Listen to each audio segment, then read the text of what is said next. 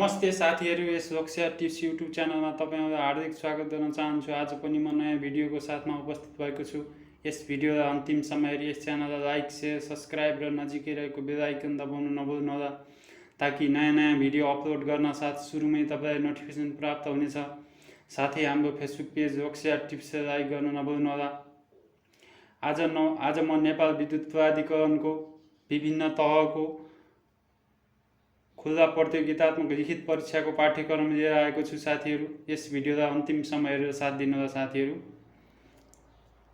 प्रशासन सेवा, प्रशासन समूह, प्रशासन उपसमूह तह 5 मिटर रिडिङ सुपरभाइजर र वरिष्ठ सहायक पदको खुल्ला प्रतियोगितात्मक लिखित परीक्षाको पाठ्यक्रम रहेको छ साथीहरू। यसमा चाहिँ दुईटा पत्र हुन्छ साथीहरू। लिखित परीक्षाको विषय पूर्णाङ्क परीक्षा प्रणाली, प्रश्न सङ्ख्या, अङ्कभार र समय निम्नानुसार हुनेछ। यसमा चाहिँ प्रथम र द्वितीय पत्र हुन्छ साथीहरू। प्रथम पत्रमा सामान्य ज्ञान र बौद्धिक परीक्षण हुन्छ। यसको पूर्णाङ्क 100 हुन्छ भने उत्तीर्णाङ्क 40 हुन्छ। यसमा चाहिँ वस्तुगत बहुवैकल्पिक प्रश्न हुन्छ साथीहरू। भने यसको चाहिँ 4वटा खण्ड हुन्छ साथीहरू। सामान्य ज्ञान प्रश्न सङ्ख्या 25, प्रति अङ्कभार 2 रहन्छ। त्यसैगरी बौद्धिक परीक्षण आइक्यू चाहिँ 10 प्रश्न हुन्छ साथीहरू। सामान्य गणित 10 प्रश्न हुन्छ। त्यसैगरी कम्प्युटर सम्बन्धी ज्ञान 5 प्रश्न हुन्छ साथीहरू। त्यो लगाएर जम्मा 100 पूर्णाङ्क हुन्छ भने उत्तीर्णाङ्क चाहिँ 40 रहेको छ साथीहरू। समय चाहिँ 1 घण्टा रहेको छ। त्यसैगरी द्वितीय पत्र सेवा सम्बन्धी, यो चाहिँ विषयगत प्रश्न उत्तर हुन्छ साथीहरू, प्रश्न हुन्छ। त्यसैगरी यसको पूर्णाङ्क 100 हुन्छ भने उत्तीर्णाङ्क 40 हुन्छ। छोटो आउने प्रश्नहरू 8वटा हुन्छ। 8वटा, प्रति प्रश्न 5 अङ्क, 8 × 40। त्यसैगरी लामो उत्तर आउने प्रश्नहरू प्रश्न सङ्ख्या 6वटा, प्रति प्रश्न अङ्कभार चाहिँ 10वटा हुन्छ, 10 अङ्क हुन्छ साथीहरू। त्यसैगरी यसको समय चाहिँ 3 घण्टा हुन्छ। त्यसैगरी यहाँ 2मा भनेको छ साथीहरू, वस्तुगत प्रश्नमा प्रत्येक प्रश्नको 4वटा सम्भाव्य उत्तर दिइनेछ। यसमा चाहिँ 4वटा अप्सन दिन्छ साथीहरू। त्यसमा चाहिँ चिन्ह लगाउनु पर्ने अथवा लेख्नु पर्ने हुन्छ। गलत उत्तर दिए बापत प्रति उत्तर 20% को दर अङ्क कट्टा गरिनेछ। यो चाहिँ सेम लोकसेवा जस्तै हुन्छ साथीहरू। त्यसैगरी 3मा प्रथम पत्र र द्वितीय पत्रको परीक्षा फरक हुनेछ। यो छुट्टा छुट्टी हुन्छ साथीहरू। भने परीक्षाको भाषा नेपाली र अङ्ग्रेजी हुन्छ। त्यसैगरी 5मा सामान्यतया प्रत्येक इकाइबाट प्रश्नहरू सोधिनेछन् भनेको छ। प्रत्येक इकाइको अङ्कभार तोकिए बमोजिम हुनेछ। लामो उत्तर दिनुपर्ने प्रश्न एकै वा एक खण्ड गरी 2 वा 2 भन्दा बढी सोध्न सकिनेछ। यो चाहिँ खण्ड गरी सोध्छ साथीहरू। त्यसैगरी प्रश्न पत्र सामान्य ज्ञान, सामान्य बौद्धिक परीक्षण, प्रशासन सेवा तह 5 का सबै समूहको लागि रहेको छ साथीहरू। यो चाहिँ सामान्य ज्ञान रहेको छ। सौर्यमण्डल, सूर्य, ग्रह, उपग्रह, तारा सम्बन्धी, विश्वको भूगोल, अनि यसको महादेश, महासागर, अक्षांश रहेको छ साथीहरू। यो हेर्नु होला तपाईँहरूले कुन तहमा दिँदै हुनुहुन्छ, त्यही अनुसारको सिलेबस हेर्नु होला। त्यसैगरी नेपालको इतिहास, नेपालको कला साहित्य, नेपालको सामाजिक आर्थिक अवस्था, अन्तर्राष्ट्रिय सम्बन्ध, सङ्घ संस्थाहरू, राष्ट्रिय महत्त्वका समसामयिक घटनाहरू, नवीनतम गतिविधि, यो चाहिँ सेम लोकसेवाकै प्याटर्न हो साथीहरू। त्यसैगरी बौद्धिक परीक्षण, शाब्दिक तार्किक परीक्षण, अशाब्दिक तार्किक परीक्षण।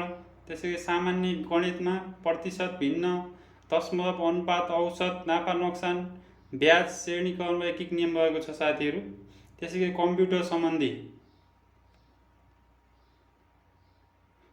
सम्बन्धीमा word processing, excel, power point, internet सम्बन्धी सामान्य जानकारी, कम्प्युटरको इतिहास र यसको उपयोगिता। यो चाहिँ प्रथम पत्र रहेको छ भने द्वितीय पत्रमा साथीहरू सेवा सम्बन्धी हुन्छ। यो चाहिँ प्रशासन समूहको लागि मात्र हो। विषयगत ज्ञान 60 अङ्कको हुन्छ।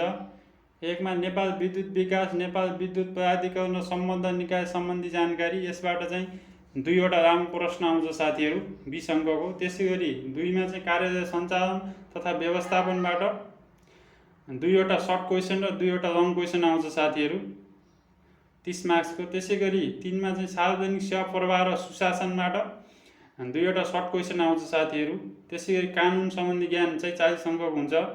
नेपालको विद्युत प्राधिकरण सम्बन्धी ऐन कानुन, यो चाहिँ तीनवटा सर्ट क्वेसन र एउटा लङ क्वेसन हुन्छ साथीहरू। त्यसै गरी 2 मा नेपालको प्रचलित संविधान तथा अन्य सम्बद्ध कानुन, यो चाहिँ एउटा सर्ट क्वेसन एउटा लङ क्वेसन हुन्छ साथीहरू। यो चाहिँ च्याप्टर वाइज तपाईँको अलग अलग कपी दिएको हुन्छ, त्यसमा लेख्नुपर्ने हुन्छ साथीहरू, अन्यथा परीक्षा रद्द हुन्छ। त्यसै गरी साथीहरू प्रशासन सेवा लेखा समूह तह 5 लेखापाल स्टोर किपर पदको खुला प्रतियोगितात्मक लिखित परीक्षाको पाठ्यक्रम, यो पनि यसमा पनि 2टा पत्र हुन्छ साथीहरू। प्रथम पत्रमा सामान्य ज्ञान र सामान्य बौद्धिक परीक्षण हुन्छ, पूर्णाङ्क 100 उत्तीर्णाङ्क 40। यो पनि वस्तुगत बहुवैकल्पिक प्रश्न हुन्छ, 4वटा अप्सन दिन्छ साथीहरू। यसमा पनि सामान्य ज्ञान 25वटा, बौद्धिक परीक्षण 10वटा, सामान्य गणित 10वटा र कम्प्युटर सम्बन्धी ज्ञान 5वटा क्वेसन हुन्छ साथीहरू।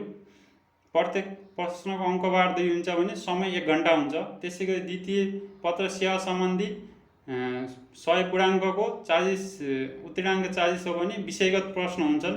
यसमा 8वटा सर्ट क्वेसन र 6वटा लङ क्वेसन हुन्छ साथीहरू। यसको समय चाहिँ 3 घण्टा हुन्छ। यो चाहिँ प्रथमको वस्तुगतमा 4वटा अप्सन दिएको हुन्छ भने यसमा चाहिँ टिक अथवा गोलो घेरा लगाउनु पर्ने छ। गलत उत्तर दिए बापत चाहिँ 20% अङ्क कट्टा गर्नेछ। यो चाहिँ सेम लोकसेवा आयोगमा सोध्ने प्रश्न मा चाहिँ हो। त्यसै गरी यसको प्रश्नपत्र द्वितीय परीक्षा फरक हुनेछ, अनि परीक्षाको माध्यम अङ्ग्रेजी र नेपाली हुनेछ साथीहरू। त्यसै गरी तपाईँहरूले यो द्वितीय पत्रको चाहिँ खण्ड खण्डमा दिएको हुन्छ साथी, यो चाहिँ अलग अलग कपीमा लेख्नुपर्ने हुन्छ, अन्यथा परीक्षा रद्द हुन सक्छ। त्यसै गरी प्रथम पत्रमा यो पनि सेम रहेको छ साथीहरू, प्रशासन सेवा तिरको चाहिँ छ साथीहरू। यो चाहिँ लेखातिर पनि सामान्य ज्ञान सेम नै रहेको छ। त्यसै गरी बौद्धिक परीक्षण पनि सेम रहेको छ, सामान्य गणित पनि त्यही नै रहेको छ, कम्प्युटर सम्बन्धी ज्ञान पनि उस्तै नै छ साथीहरू, यो चाहिँ तह 5 को लागि। त्यसै गरी द्वितीय पत्र चाहिँ लेखा समूहको लागि विषयगत ज्ञान भनेको छ, यो चाहिँ 60 अङ्कको हुन्छ। लेखाको आधारभूत अवधारणाहरू, यसमा चाहिँ सर्ट क्वेसन एउटा लङ क्वेसन एउटा आउँछ साथीहरू। त्यसै गरी वित्तीय प्रतिवेदन तयारी प्रस्तुति, यसमा चाहिँ सर्ट क्वेसन 2टा आउँछ साथीहरू। त्यसै गरी लागत लेखा प्रणालीको जानकारी, यो चाहिँ एउटा लङ क्वेसन आउँछ साथीहरू यो च्याप्टरबाट। त्यसै गरी आन्तरिक नियन्त्रण तथा लेखा परीक्षण, यसबाट पनि एउटा लङ क्वेसन आउँछ। त्यसै गरी 5 मा आवधिक योजना तथा बजेट, यबाट लङ क्वेसन आउँछ साथीहरू। तपाईहरु चाहिँ अध्ययन गर्नु यसभित्रका च्याप्टरहरुको। त्यसै गरी 6 मा कार्यालय व्यवस्थापनबाट एउटा सर्ट क्वेसन आउँछ साथीहरू।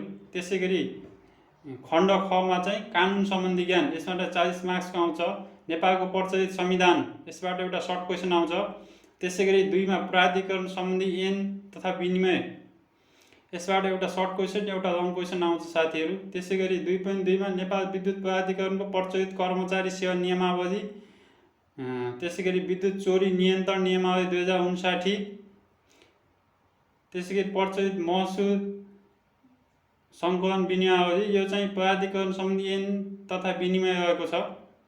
त्यसै गरी 3 मा नेपाल विद्युत प्राधिकरणको प्रचलित आर्थिक प्रशासन सम्बन्धी विनियावली, यसमा चाहिँ एउटा लङ क्वेसन आउँछ।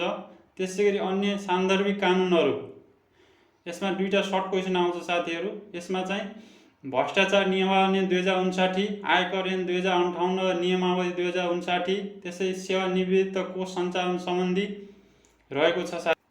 त्यसै गरी प्रशासन सेवा, प्रशासन समूह, प्रशासन उपसमूह तह 4 सिनियर मिटर रिडर कार्यालय सहायक पदको खुला प्रतियोगितात्मक लिखित परीक्षाको पाठ्यक्रम रहेको छ साथीहरू।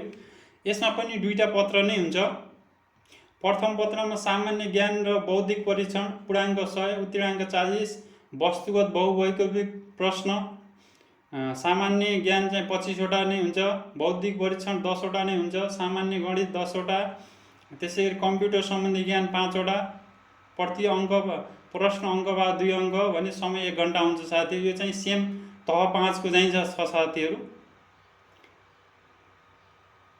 त्यसै गरी द्वितीय सेवा सम्बन्धी पूर्णाङ्क 100 र उत्तीर्णाङ्क 40 हुन्छ साथीहरू। विषयगत प्रश्न हुन्छ। छोटो उत्तर आउने प्रश्न 8वटा 5 अङ्क भारको भने लामो उत्तर आउने प्रश्न 6वटा 10 अङ्क भारको। समय 3 घण्टा हुन्छ साथीहरू। अनि यसमा पनि टिक लगाउनु पर्ने छ भने 4वटा चाहिँ अप्सन दिएको हुन्छ। परीक्षाको प्रणाली चाहिँ अङ्ग्रेजी नेपाली दुवैमा हुन्छ साथीहरू। त्यसैगरी प्रश्नपत्रको खण्ड खण्डमा उत्तर दिनुपर्ने छ।